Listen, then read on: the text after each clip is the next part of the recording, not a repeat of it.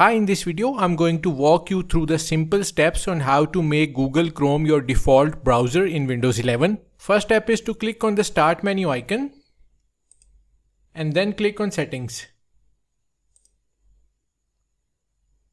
Once you are in the settings, on the left panel, click on Apps.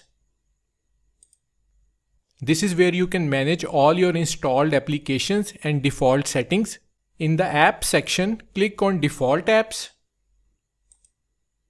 Set defaults for applications. Scroll down until you find the Google Chrome option. So this is Google Chrome. Click on it.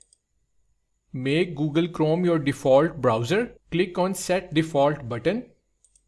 And there you have it. You have successfully set Google Chrome as your default web browser in Windows 11.